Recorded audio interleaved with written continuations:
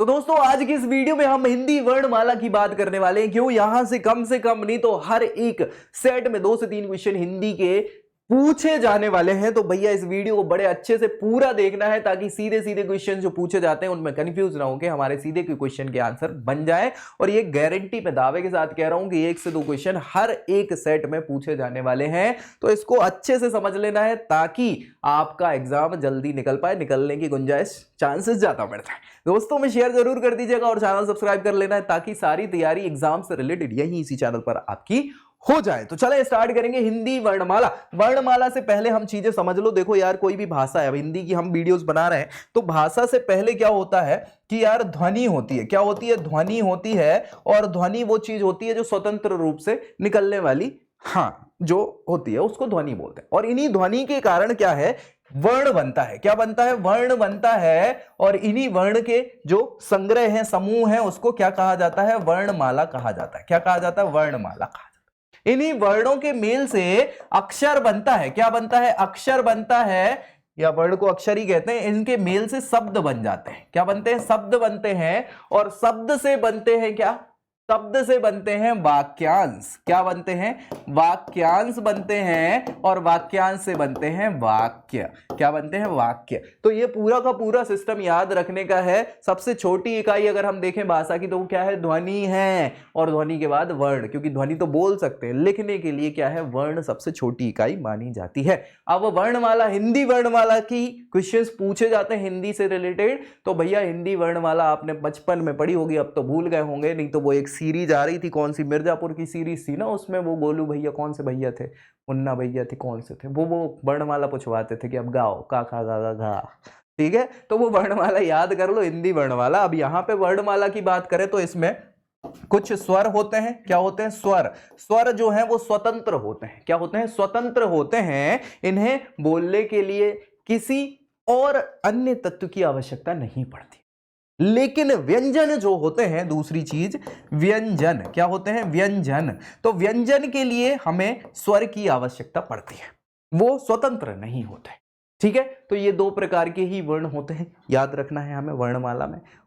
ठीक है भैया। स्वर, कितने स्वर हैं हिंदी वर्णमाला में? स्वरों की बात करें तो टोटल 11 स्वर हैं। कितने हैं? 11 स्वर हैं। और ये सीधा क्वेश्चन बनता है कि हिंदी वर्णमाला में स्वरों की संख्या कितनी है? तो 11 हैं। लेकिन आधुनिक विद्वान जो हैं वो आजकल ऋषि वाला जो है ना, ऋषि, ऐसा ऋषि जो हम बनाते थे, वो ऋषि जो है इसको आधुनिक वर्णमाला में आजकल ये काउंट करते नहीं है, रखते नहीं है। क्यों? क्योंकि ये संस्कृत का शब्द है भैया।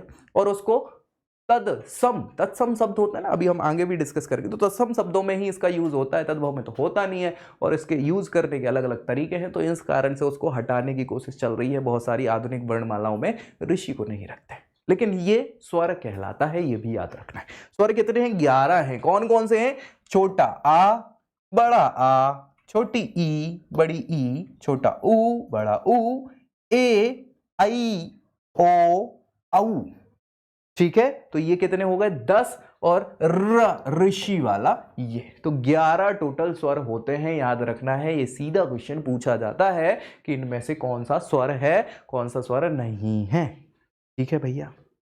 अब स्वर भी अलग अलग टाइप के होते हैं। स्वरों को विभाजित किया गया है, ह्रस्व स्वर और दीर्घ स्वर। मतलब जिस स्वर को बोलने में कम समय लगता है ह्रस्व, जिसको बोलने में दीर्घ ज्यादा टाइम लगता है दीर्घ स्वर। समझ रहे हैं? हाँ जी भैया। तो ह्रस्व स्वर के अंदर छोटे वाले आ जाएंगे, छोटा आ, छोटी ई, छोटा ऊ और ऋषि, छोटा ए तो छोड़ा ए, आई, ए। ठीक है। और दीर्घ स्वर में बड़ा आ, बड़ी ई, बड़ा ऊ। ठीक है, तो ये क्या है? ह्रस्व स्वर और दीर्घ स्वर। इसके अलावा कुछ संयुक्त स्वर हैं जो कि कैसे हैं? किन्हीं 2 स्वरों के मेल से बनाए जाते हैं, उनको संयुक्त स्वर कहा जाता है। क्या कहा जाता है? संयुक्त स्वर। मतलब अगर हम ए है ना, इसमें क्या आ जाएगा? आ और ई, इसको मिला के ए बनता है।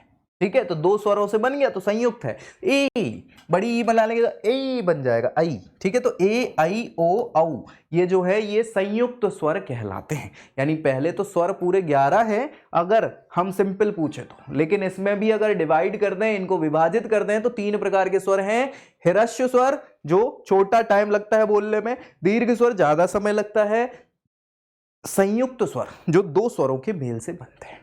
ठीक है, इसके अलावा प्लुत स्वर भी होते हैं। क्या होते हैं? प्लुत स्वर। प्लुत स्वर मतलब कैसे? आजकल जैसे ओम हो गया, ओम बोलते हैं ना अपन, ओम बोलते हैं। ठीक है, ये जो शब्द में कभी लगा होता है रा, ये भी ओम वाला ही शब्द होता है। इसको बड़ा बोलने के लिए, लंबा बोलने के लिए ओम, तो ये लगा देते। प्लुत स्वर इसको कहा जाता है। क्या है? ओम। ठीक है, ओम। ठीक, चलिए व्यंजनों पे आ जाते हैं स्वर के बाद। तो व्यंजन भैया बहुत सारे अलग अलग व्यंजन हैं। व्यंजनों को पहले तो वर्ग में भी रखा हुआ है कि अलग अलग वर्ग श्रेणी में रखा हुआ है। का वर्ग है, चा वर्ग है, टा वर्ग है, ता वर्ग है, पा वर्ग है कि नहीं? तो ये वर्गों में भी रखा हुआ है और फिर उच्चारण के आधार पे अलग इन वर्णों को रखा है, वो भी अपन डिस्कस करेंगे। चलिए, तो का वर्ग जो है व्यंजन वर्ग कहलाता है। क्यों?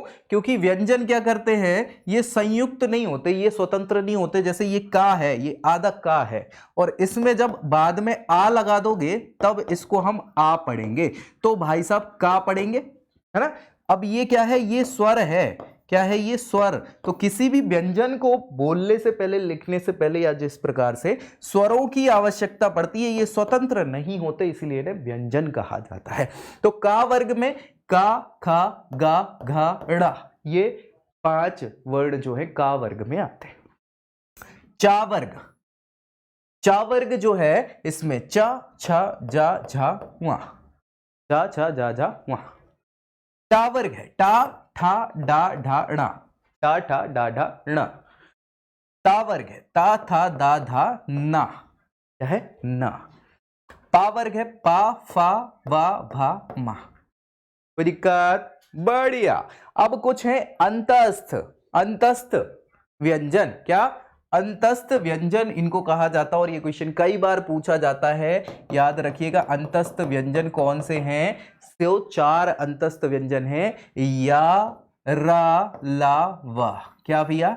या, रा, ला, वा, या, रा, ला, वा, ये अंतस्थ व्यंजन कहलाते हैं। और सीधा क्वेश्चन पूछा जाता है कि निम्न में से अंतस्थ व्यंजन कौन सा है, और आप प्रीवियस ईयर पेपर अभी मैं करवाऊंगा, डोंट वरी, तो वहां पे ये सारी चीजें आपको समझ में आएंगी कि हाँ यार ये बोल तो सही रहे कि ये क्वेश्चन पूछे जाते हैं। तो अंतस्थ व्यंजन क्या है? या, रा, ला, वा, 4 अंतस्थ व्यंजन कहलाते हैं। इसके अलावा ऊष्म व्यंजन। ऊष्म व्यंजन मतलब जिसमें ऊष्मा निकलती है, हम बाहर किसी ऊष्मा को फेंक देते हैं। तो ऊष्म व्यंजन भी 4 हैं। शा, शक्कर वाला, शा, शा, ऊष्मा निकल रही है।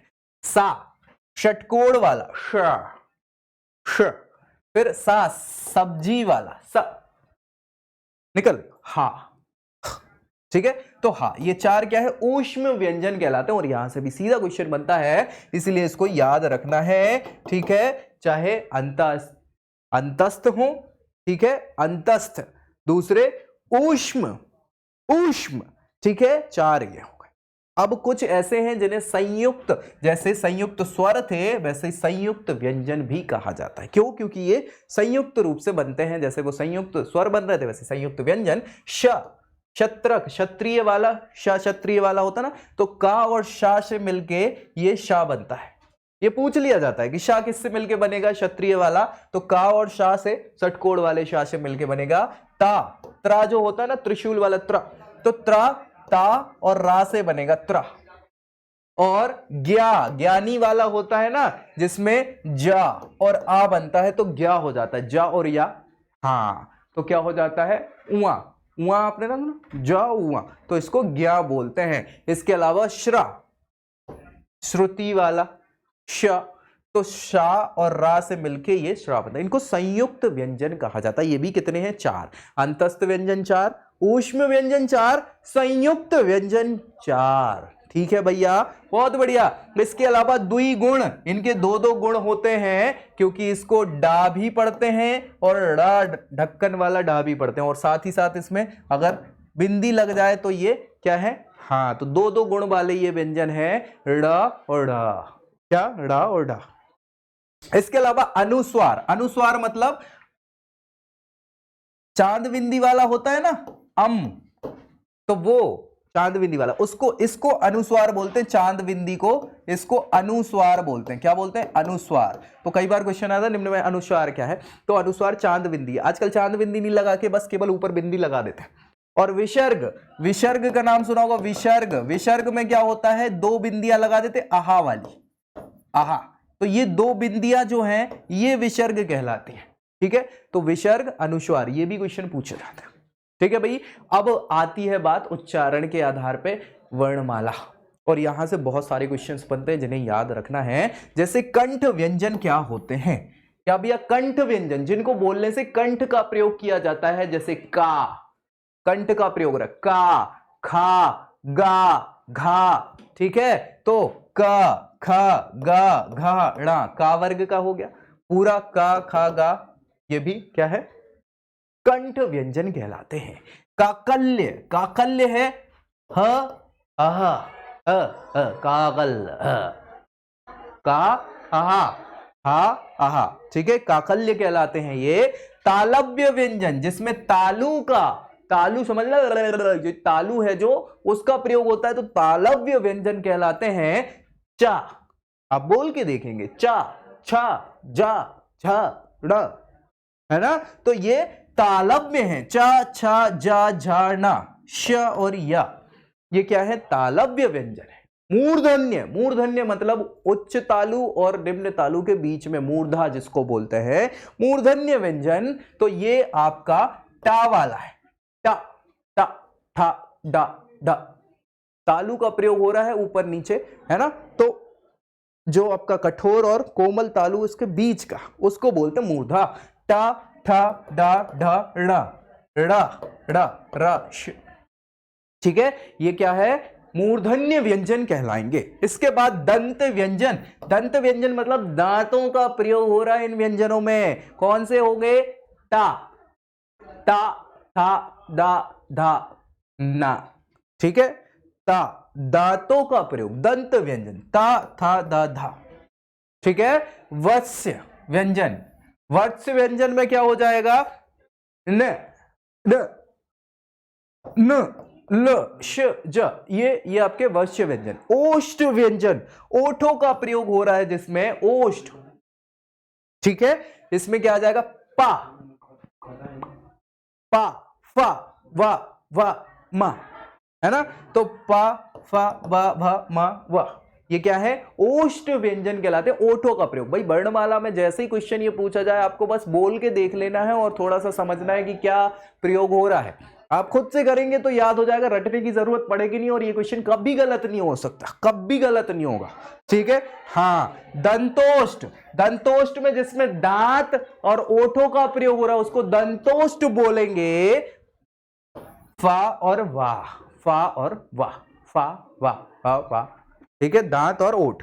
नासिक्य व्यंजन जिसमें नशिका का, नाक का प्रयोग होता है, नासिक्य व्यंजन कहलाते हैं। इसमें डा, वा, ना, मा, ना, वा, ना, नाक का प्रयोग हो रहा है। ठीक है, तो ये व्यंजन क्या है? डा, वा, णा, ना, मा, ये नासिक्य व्यंजन कहलाएंगे। तो भैया हमने स्वर, व्यंजन, वर्णमाला के जो क्वेश्चंस हैं वो डिस्कस कर लिए, और यहां से गारंटेड आपके 2-3 क्वेश्चन बनते हैं हर एक एग्जाम में, जहां हिंदी भाषा से क्वेश्चन बनते हैं। पक्की बात है, पूछे जाएंगे ये क्वेश्चन। तो भैया अच्छी लगे वीडियो तो इसको लाइक करना है, दोस्तों में शेयर जरूर कर देना, उनका भी भला करना है अपने को, और चैनल सब्सक्राइब कर लेना ताकि सारी की सारी तैयारी आपके एग्जाम्स की यहीं इसी चैनल पर हो जाए। तो मिलेंगे अगले वीडियो में अगली जानकारी के साथ, तब तक के लिए जय हिंद।